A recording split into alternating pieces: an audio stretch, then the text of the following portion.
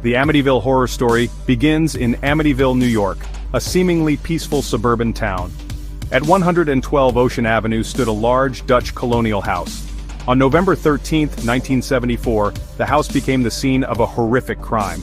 Ronald DeFeo Jr. shot and killed 6 members of his own family. Just over a year later, in December 1975, George and Kathy Lutz moved into the house with their 3 children. They were aware of the murders but believed they had found their dream home at a bargain price.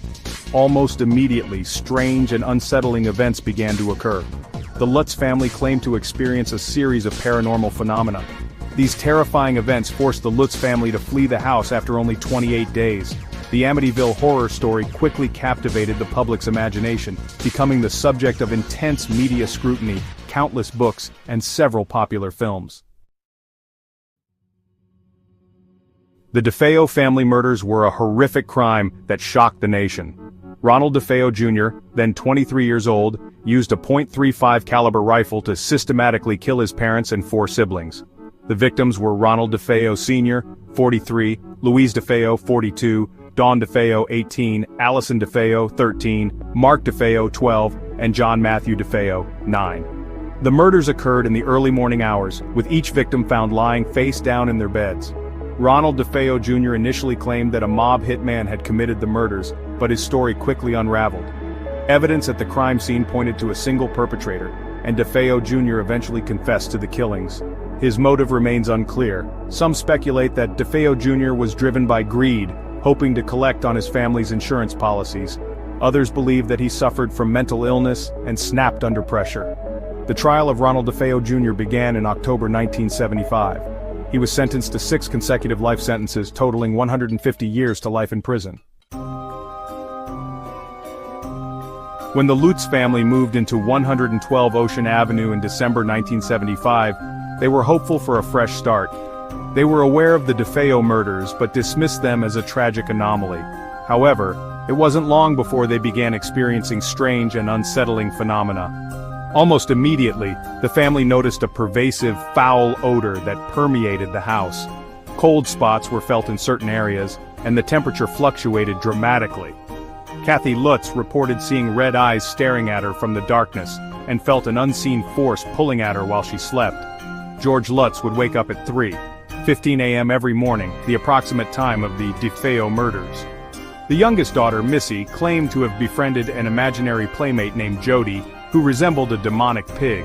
Driven to their wits' end by these terrifying experiences, the Lutz family decided to flee the house after just 28 days. They left behind most of their belongings, too terrified to return. The Lutz family's story of their 28 days of terror at 112 Ocean Avenue quickly captured the public's imagination. News of their experiences spread like wildfire, turning the Amityville house into a media sensation. Reporters and television crews descended upon the quiet town, eager to document the paranormal activity and interview the Lutz family. In 1977, Jay Anson published The Amityville Horror, a purportedly non-fiction account of the Lutz family's experiences. The book became an instant bestseller, further cementing the Amityville horror in popular culture. Anson's book claimed to be a factual retelling of the Lutz family's ordeal. The book's success spawned a media franchise with numerous sequels, spin-offs, and film adaptations. The first film adaptation, The Amityville Horror, was released in 1979 and became a box office hit. The Amityville horror story became a cultural phenomenon, inspiring countless books, films, and television shows about haunted houses and demonic possession. The notoriety surrounding the Amityville horror attracted numerous paranormal investigators and psychics to 112 Ocean Avenue. One of the most famous paranormal investigators to visit the house was Ed Warren, a self-proclaimed demonologist, and his wife, Lorraine Warren, a trance medium.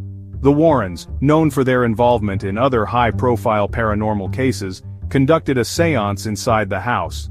They claim to have encountered numerous spirits, including that of Ronald DeFeo Jr. According to the Warrens, the house was a portal to hell, and the demonic entity that had possessed DeFeo Jr. was still present. Other paranormal investigators reported similar experiences, claiming to have witnessed moving objects, heard disembodied voices, and felt extreme temperature fluctuations. Some investigators used various tools and techniques to document their findings. While some of these investigations yielded intriguing results, none definitively proved the existence of paranormal activity at 112 Ocean Avenue. Despite the sensationalized accounts and numerous paranormal investigations, the Amityville horror story has faced its fair share of skepticism and debunking efforts. Critics argue that many of the Lutz family's claims are either exaggerated or entirely fabricated.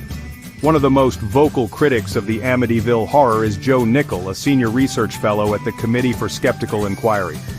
After visiting the Amityville house and interviewing key individuals, Nickell concluded that the Lutz family story was a hoax.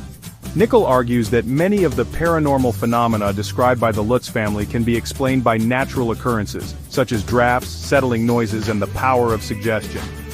Other skeptics have suggested that the Lutz family invented or exaggerated their experiences to profit from book deals, movie rights, and media appearances.